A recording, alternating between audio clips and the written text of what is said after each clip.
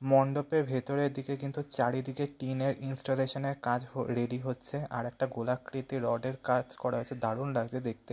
লক্ষ্মী, সরস্বতী ঠাকুর, কার্তিক ঠাকুর দেখেছি, এবার দেখাচ্ছি তোমাদের কাছে মা দুর্গাটা। দেখো মা দুর্গা কিন্তু খুব সুন্দর রয়েছে, নৃত্য ভঙ্গিমা কিন্তু করা হয়েছে।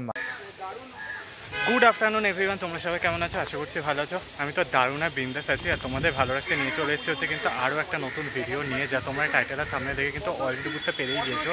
এই মুহূর্তে চলে এসেছি হচ্ছে কিন্তু উত্তর কলকাতার আরও একটা বিখ্যাত পুজো, যার নাম উত্তর কলকাতার জোড়াসাঁকো সাধারণ দুর্গোৎসব কমিটি।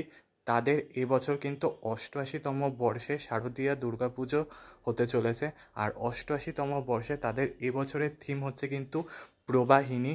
থিম মেকার হচ্ছে কিন্তু মলয়দা আর শুভময়দা, আর প্রতিমা কিন্তু ইউনিক হয়েছে। তো প্যান্ডেলের প্রস্তুতি শেয়ার করব কিন্তু এই ভিডিওর মাধ্যমে। সো হ্যালো এভরিওয়ান, দিস এবার করেছে and welcome back to my channel, welcome back to the new and ধামাকাদার ব্লগ। বেশি কথা না বলে সরাসরি ভিডিওটা শুরু করা।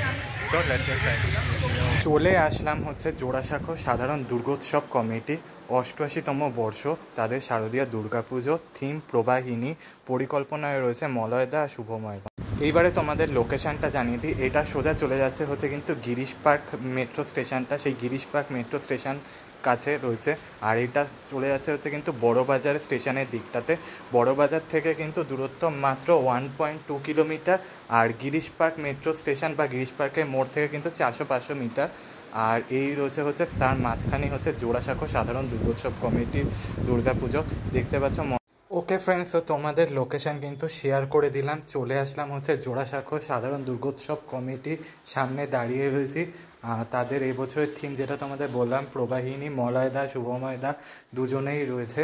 ভালো করে খেয়াল করলে দেখতে পাবে ওপরের দিকটাতে কিন্তু স্ট্রাকচারের কাজ বসে গিয়েছে, ত্রিপলের দিকটাতে। আর সামনের দিকটা দেখলে বুঝতে পারবে টিনের স্ট্রাকচার, আর ভেতরের দিকটা কিন্তু টিনের স্ট্রাকচার তোলা হচ্ছে। এখানে দেখতে পাচ্ছ টিনের কিন্তু পুরো ব্যারিকেড করে দেওয়া রয়েছে, আর এই সামনের দিকটা দেখলে বুঝতে পারবে, দেখো পুরো ব্যারিকেড করা হয়েছে, ওপরের দিকটাতেও ব্যারিকেড করা হয়েছে। এখানে কিন্তু বেশ কিছু বাঁশের স্ট্রাকচার রাখা রয়েছে, আর এখানেও রয়েছে কিন্তু বাঁশের স্ট্রাকচার। আর আমরা কিন্তু একদম স্ট্রেট সোজাভাবে যেতে পারবো না, আমাদেরকে ওই পাশটা ঘুরে যেতে হবে, গেলেই বুঝতে পারবে। আর ও পাশে গিয়ে ঘুরে জাস্ট বাদিক দিয়ে যেতে হবে। আর ওপরের দিকটা তোমাদেরকে দেখাচ্ছি, দেখো দাদা কিন্তু ওখানে কিন্তু টিনের বড় একটা কিন্তু স্ট্রাকচার ওপরে তোলা হয়েছে, যেটা দেখতে পাচ্ছ। আর ওপর থেকে দেখলে বুঝতে পারবে বড় বড় কিন্তু একটা বাঁশের স্ট্রাকচার হিসেবে ইউজ করা হয়েছে, চারিদিকটা কিন্তু ঢেকে রয়েছে, যেটা দেখলে এই রয়েছে ব্যাক সাইডের গেট। আর এই গেট দিয়ে আমরা জাস্ট চলে আসলাম। চারিদিকটা দেখলে বুঝতে পারবে অ্যাসবেস্টার আর টিন দিয়ে কিন্তু ঢাকা রয়েছে। আর নিচের দিকটা দেখো কাঠের পাতাতন বা তক্তা করে রয়েছে, আর চারিদিকে কাঠের কাজ চলছে। একটা পুরো কিন্তু সিঁড়ির ধাপ করা হয়েছে, যার উপরে কাঠের পাতাতন দিয়ে পুরো করা হয়েছে, স্টেজ মতো করে করা হয়েছে, যেটা দেখতে পাচ্ছ। আর এ পাশটা ভালো করে দেখলে বুঝতে পারবে, দেখো সামনে একটা লোহার স্টিল বা লোহার রডের মতো গোলাকৃতি করা রয়েছে, খুব সুন্দর লাগছে ডিজাইনটা দেখতে, একদম গোলাকৃতি করা রয়েছে। আর চারিদিকটা দেখো পুরো কিন্তু বাঁশের স্ট্রাকচার করা ছিল, তারপরে বাঁশের স্ট্রাকচারের মধ্যে টিনের তক্তা বা টিনের স্ট্রাকচার করা রয়েছে, চারিদিকটা কিন্তু টিনের স্ট্রাকচার ঢেকে থাকবে। আর এই পাশটা দেখছো দাদারা কিন্তু কাঠের কাজ করছে, যেটা স্টেজ মতো করে, যেটা তোমরা দেখতে পাচ্ছ। আর এদিকটা দিয়ে আসলে দেখতে পাবে বেশ কিছু কাঠের পাতাতন বা প্লাই বা যা কিছু বলে সেগুলো কিন্তু এখানে রাখা রয়েছে। এগুলো সমস্ত কিছু কিন্তু মণ্ডপের কাজে ইউজ হবে, আর দেখতে কিন্তু খুব সুন্দর লাগছে। আর এখানে মাতৃ প্রতিমা তোমাদেরকে দেখাচ্ছি, দেখো মাতৃ প্রতিমা কিন্তু কি সুন্দর, এক ঝলক তোমাদেরকে দেখিয়ে দিলাম। ওকে বন্ধুরা, তো এই পাশটা দিয়ে ঢুকলাম। এই পাশটা দিয়ে ঢোকার পর দেখতে পাচ্ছ দাদারা এখানে কিন্তু বেশ কিছু কাঠের বাটামের কাজ চলছে। এখানে দেখো একটা বেশ কিছু কাঠের প্লাইয়ের কাজ চলছে, যেটা তোমরা দেখতে পাচ্ছ। কিন্তু দাদারা এখানে কঠোর পরিশ্রমে কিন্তু কাঠের প্লাইয়ের যে পাটাতনটা হয় সেটা কিন্তু তৈরি করা হয়েছে, দেখতে পাচ্ছ। দেখো পুরো কিন্তু কাঠের মতো করে রয়েছে, এক এক রকমের ধাপে রয়েছে।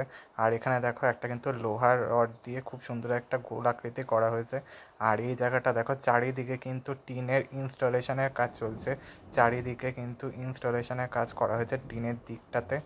আর এইটা যেটা দেখতে পাচ্ছ, এটা কিন্তু পুরোটা কিন্তু টিনের নয়, এটা পুরোটা কিন্তু কাঠের তৈরি করা হয়েছে, কাঠ দিয়ে প্লাই করে করে এটাকে তৈরি করা হয়েছে, খুব সুন্দর একটা শেপে করা হয়েছে।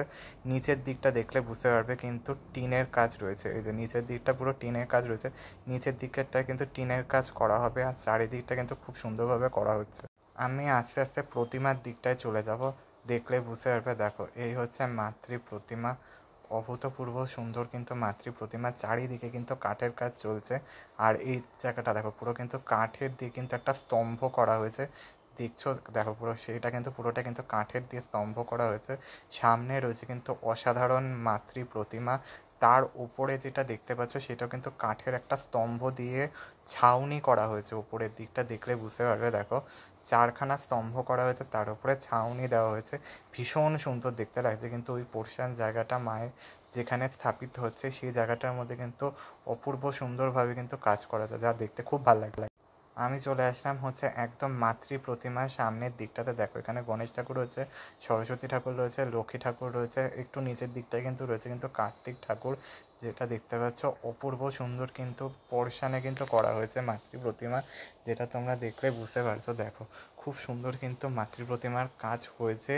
পুরোই মায়ের যে রূপটা পুরোটা কিন্তু মাটির কাজ, যা দেখলে তোমরা বুঝতে পারছো খুব সুন্দরভাবে করা হয়েছে।